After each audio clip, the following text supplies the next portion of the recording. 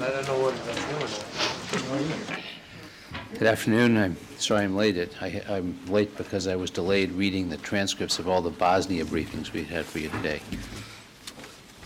Before I start with taking your questions, I'd like first to thank French President Chirac for his kind mention of Joe Cruzel, Bob Frazier, and Nelson Drew today in a Legion of Honor ceremony at Blair House, noting the contribution that they had made to the peace process. It was graceful for him to mention that.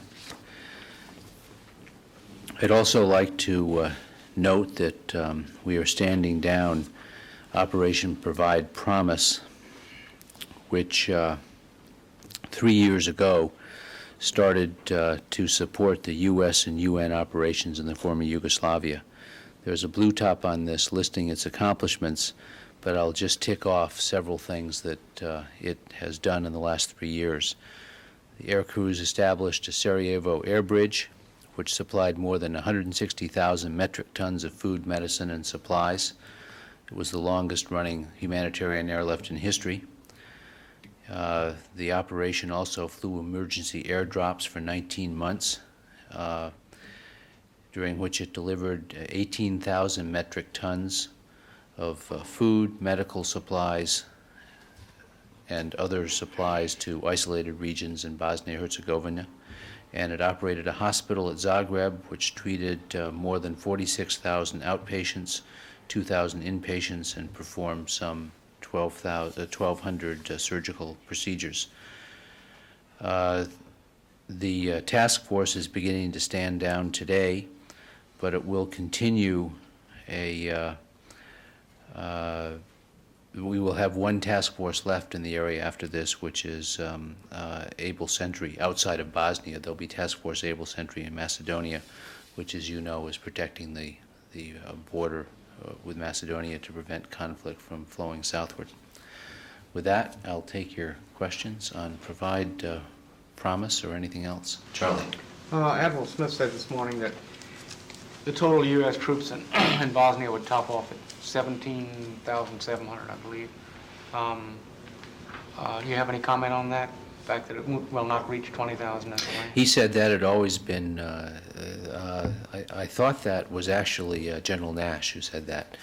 And he said that that had always been his plan. There are troops moving in and out.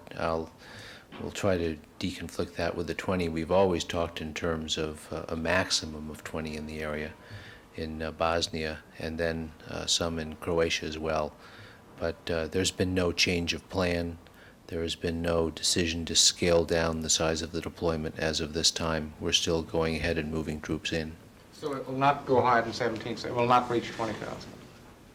I didn't say that. I said, well, attempt to find the difference between the 17,000. He said he had always operated with the assumption that he would have 17,500 troops. And I will check that maybe that there are other troops elsewhere in Bosnia, but I will check that. But what I'm trying to stress is that there has not been a scaling back in our commitment. Yes, Bob. Admiral Smith, in one of his interviews, said that on the recommendations of his ground commanders, that he would consider, once all the forces are in the area, he would consider restructuring and lightening up, were the terms he used, the force. Do you know what that means in the case of the United States forces to exchange heavier armored forces for other kinds of forces, lighter forces, or does it mean an early drawdown of troops? Well, from the first briefings on our Bosnia peacekeeping plans to Congress, Secretary Perry and General Shalikashvili have noted that we will build our troops up over a period of time, and then we will draw our troops down over a period of time with the goal of having all our troops out within a year of the beginning of the operation. The most challenging military tasks the I-4 troops face will largely be done in the first 6 months of the mission. Indeed, they'll be done in the first several months of the mission. We've already, the first challenge was getting the troops in there safely in the first place. That's been done. We've proven we can do that. They're not all there. They're still flowing in. The I-4 force is still building. The second challenge was to establish and monitor the zones of separation. We have done that. The next challenge is on February 3rd, Saturday, when we have to, when territories have to be transferred among the parties. And then 45 days after that, which I believe is March 19th, people can flow back into these transferred territories. These will be times of some tension and potentially some tension, and will certainly demand full and alert forces to monitor what's going on there. Then there are a series of other deadlines. One, of course, is the imposition of an arms control agreement or regime 6 months after the agreement was signed. But after about 6 months, the major military jobs will be done. The forces will be divided. The zones of separation will be set up. There will be demobilizations, disarmaments, either removal or destructions of heavy weapons, etc. And then the forces will concentrate on providing a secure and stable environment, basically helping the sides build confidence, helping them devise a number of confidence-building measures such as arms control. So depending on how the mission goes, there will be an opportunity probably to draw down some of the forces before next December. And we had always planned on a gradual withdrawal. Having said all that, I'm not predicting that the future will necessarily go as well as the past has gone, but we have every hope that it will, because one of the most important and impressive aspects of this operation so far is that all the warring parties have shown a desire for peace. And we did not face, as a result, the organized opposition that we feared we might face in the early days. Secretary Perry has also said, and I think it's worth repeating time and time again, that we made a decision to go in heavy.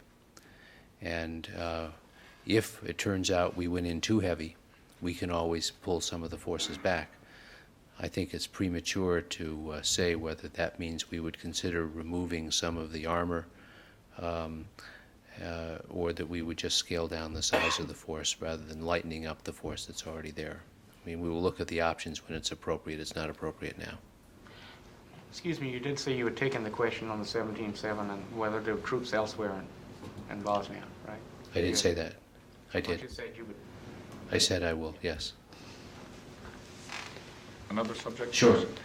Could you express for us the level of concern at the Pentagon over the provision in the defense bill with regard to discharging those with HIV virus and what you hope to be able to do about it? First of all, the defense authorization bill that contains this provision has not been signed. We expect that President Clinton will sign it next week. He objects strenuously to this provision and to a number of other provisions, but we think the provision that requires the discharge of military personnel who test HIV positive is operationally unnecessary, and we think it is harsh from a humane standpoint. We think it imposes a degree of micromanagement on commanders that is unwarranted. We also think it imposes a degree of pain and suffering on members of the military that is unwarranted. There was, I thought, a quite moving piece in the Washington Post today about a young sergeant who became HIV positive from her husband, who was since deceased, and is a mother, has been in the military for 10 years, and now faces and is fully able to perform her job. That's the point here. As long as people are able to perform their jobs under the current procedure, they're allowed to stay in the military.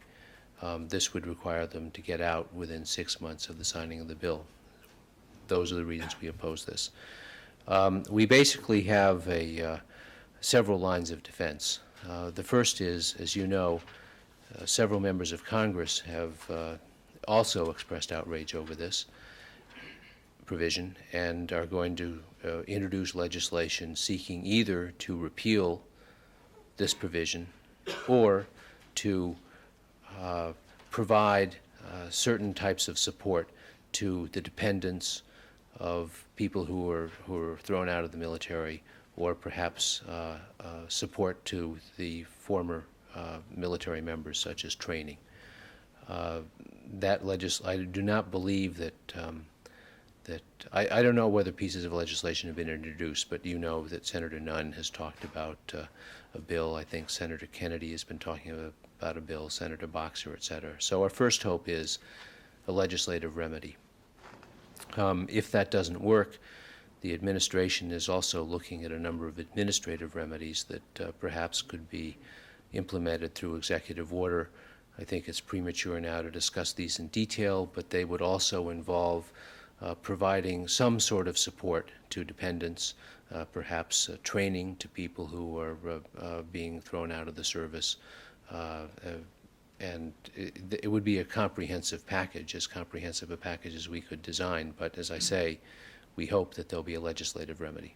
Having said that, is Secretary Perry going to recommend to the President that he sign the authorization? Well, he already has, and we've been through the history of this bill. As you know, the President vetoed the bill once, and there were a number of very unacceptable parts of this bill initially that restricted the President's authority to assign troops, that would have required the building of a very costly ballistic missile system that we think might have sabotaged the arms control process, therefore inflicting much greater cost on the United States, because right now the U.S. and Russia are making great progress in reducing the size of their arsenals. So the most objectionable provisions of the bill were cured by Congress, and that's what allowed the President to say that he allowed Secretary Perry to recommend that the President sign the bill, and the President to decide to sign the bill. Life is a series of compromises, and there are provisions. This is an enormous bill. It deals with rules for spending, provisions for spending $265 billion, and there are a number of provisions in this bill that the Pentagon doesn't like. There are also a number of very important provisions in the bill that we in the administration wanted. Principally is a full military pay raise. That is a pay raise this year of 2.4% versus the 2% the military would have gotten without the bill. There are provisions of the bill that allow us to move forward with our program to improve military housing, which is a central part of the quality of life program. And there are also provisions in the bill which allow us to move forward with acquisition reform. As you know, acquisition reform is one of the ways we hope to achieve savings in the future, which will allow for more money to be put into research and development and procurement. And do you have a number on the number of people who have HIV? Yes, there. As of December 15th, there were 1,049, I believe, people in the military who have tested HIV positive. Now, these people may remain in the military as long as they can perform their jobs. We've all seen recently in watching Magic Johnson's decision to return to basketball that people who have tested HIV positive are fully capable of carrying on near normal lives and performing their jobs, performing jobs that are quite strenuous. But yes, Pat. As it stands now, are they going to be out of service in 6 months? That is what the bill provides, and as I said earlier this week, we will have to obey the law.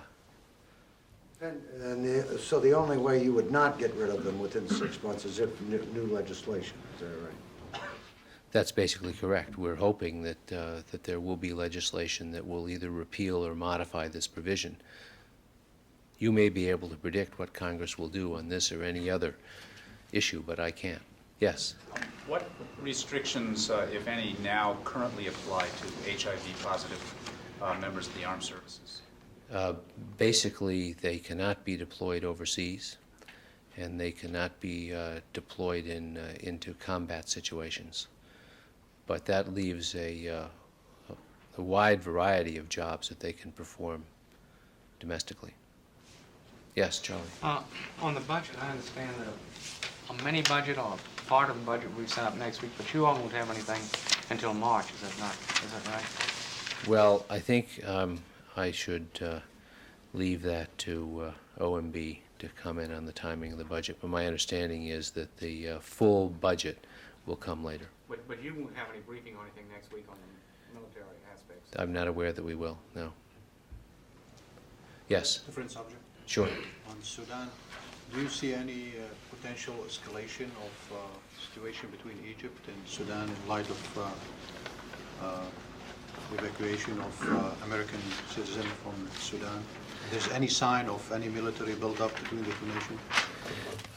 No, I do not see any sign of a military buildup, but I'm not the person to qualified to talk about Sudanese intentions or plans vis-a-vis Egypt.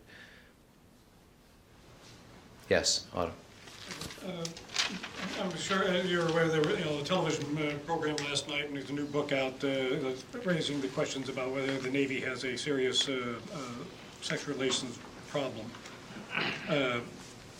Does Secretary Perry have any particular concern about the conduct of the Navy, currently as to addressing these situations? Do they any feeling that the Navy is in worse shape than the other services as far as addressing these kind of problems of harassment or sexual misconduct? The Secretary talks frequently with the Secretary of the Navy and the Chief of Naval Operations about a wide range of issues, including personnel issues. The Navy has worked very hard in the last 4 or 5 years to deal with a problem that certainly has been magnified by the press, but to deal with real problems of harassment and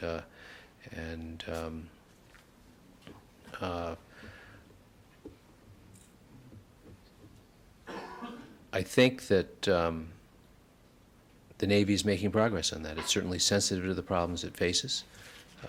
They have been addressed very forthrightly by the Secretary of the Navy and by the Chief of Naval Operations publicly. As you know, there was a stand down late last year.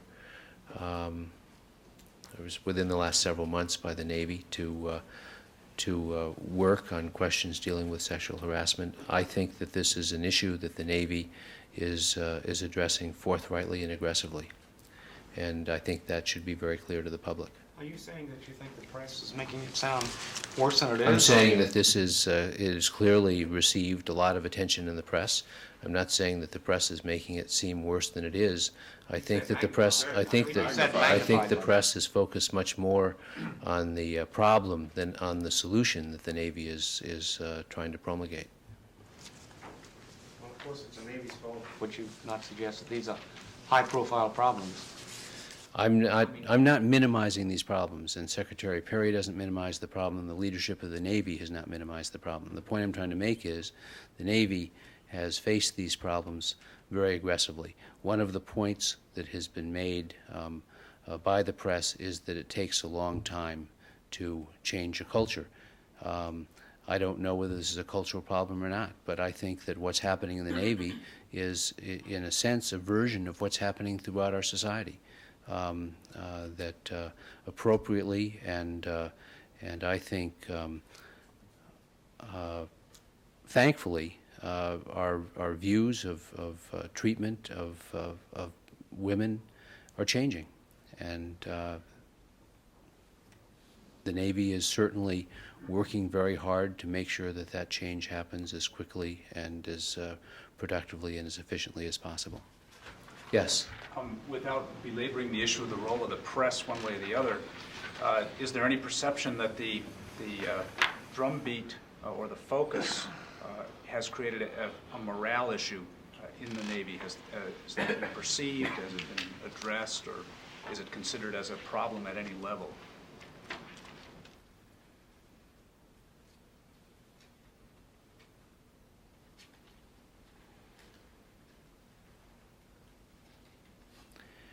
You know, there's the old statement that you're not paranoid if somebody really is chasing you. I think that the figures speak for themselves. I think the Navy is dealing aggressively with this problem. What the military has shown over the last 20 years is that it's capable of dealing with extremely difficult problems. Problems of vision, of doctrine, of morale, problems of force quality, problems of training, and the Navy is doing that. And I'm confident that the Navy is doing it well. And it is not, these aren't easy problems. They haven't been. The Navy is not divorced from society. No service is divorced from society. No American institution is divorced from the broader problems of our society. So what we see here is perhaps a microcosm of what's happening throughout the society. And when I used the term magnified, I do think that because the Navy is a very defined, highly visible organization, that probably the problems in the Navy tend to get more attention than problems do in, say, corporate America. One of the reasons is that the reporting provisions are much different. In a hierarchical organization, you have much better data reporting, and you may have much clearer dispute resolution and also dispute alert mechanisms in a service than you would in other parts of American society. So for those reasons, I think the problems have gotten more attention. I'm not minimizing the problems at all. They are real problems, and the Navy is working hard and aggressively to correct them. Yes, go ahead. Just in a sense, exactly for those reasons, it would seem somewhat natural to ask, would there not be a kind of natural reaction from people subjected to that kind of pressure dealing with tough problems to, I'm trying to carefully choose words too, but to feel the effect of that pressure and that spotlight being put on them, perhaps feel that it is sometimes unwarranted or unfair, and so on. And that's what I meant by morale. To what extent is that being looked into as a factor throughout the Navy? In addition to the problem, the reaction to the pressure. I don't think it's productive to look at this as a morale problem.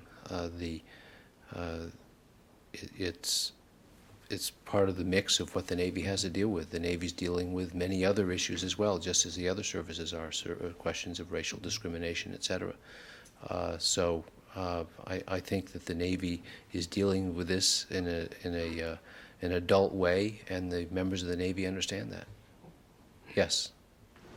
I don't think anybody would argue with the fact that the Navy is trying to change, but the Army and the Air Force aren't continually having to slap down their senior officers over problems like this, which the Navy is.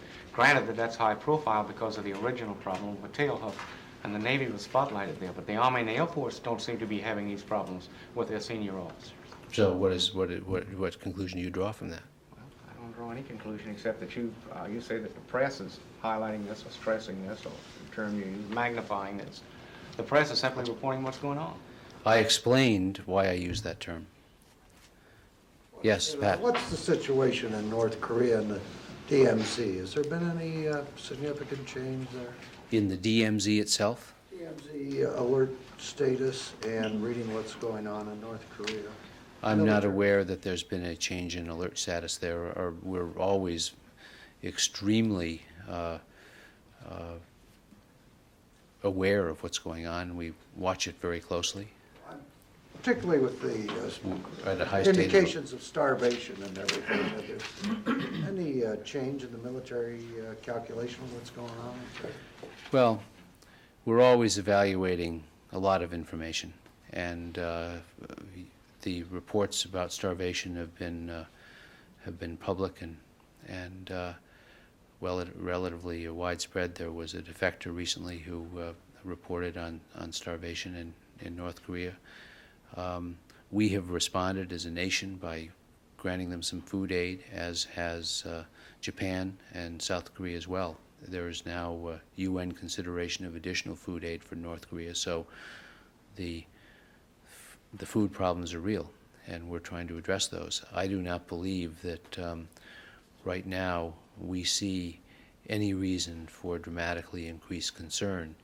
That we're dealing with a country that is